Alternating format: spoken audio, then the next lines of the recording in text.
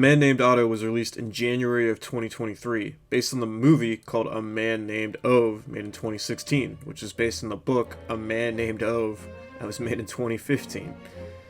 And as someone who's watched both movies and read the book, I was disappointed in the newest iteration of the movie. Not that Otto was a bad movie, it's just that I felt the source was done so much better with the Ove movie. It's kind of weird, right? Because they are essentially the same movie. There is no real difference. They both follow the path that the book laid out.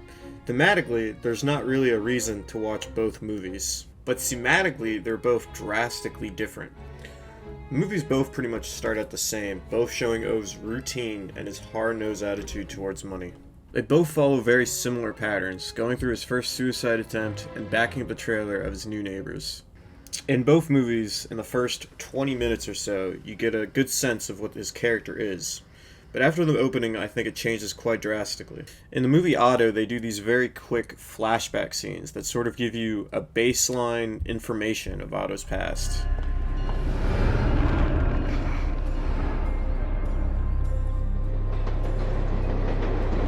Isn't she beautiful, son? That's a Chevy engine for you. Dependable.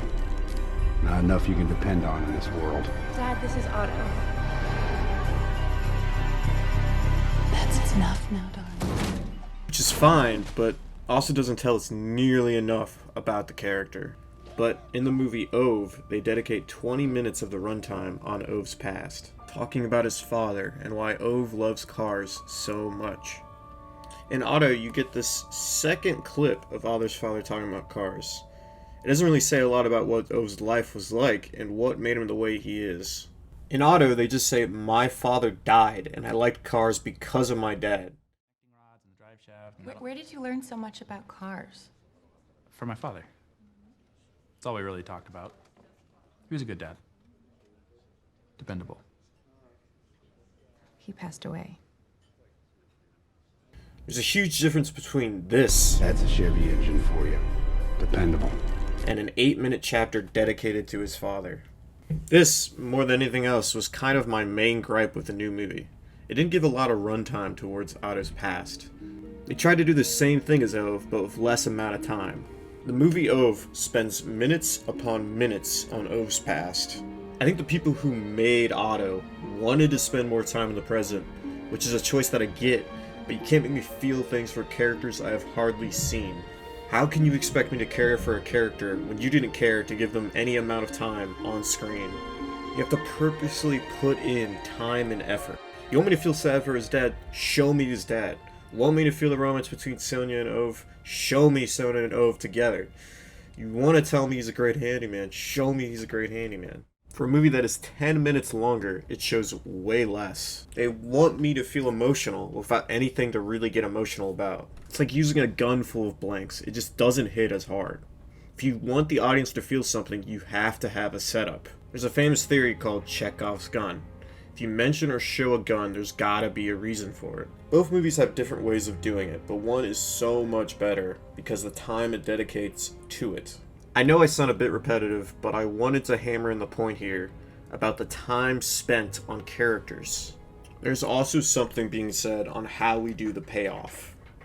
Setup, payoff. Setup, payoff. It's a simple concept, but it could change a movie from being bad to great. When the payoff happens, it is supposed to be the most dramatic part. You gotta pick the right moment. The payoff moment that both movies have been leading up to is the most emotional moment for Ove. It takes a lot out of Ove to come to terms with it, and to talk about it, and to share it with his friend. So it irritates me in the movie Otto that they show the moment 10 minutes earlier. I mean, I get it if you show it to me then.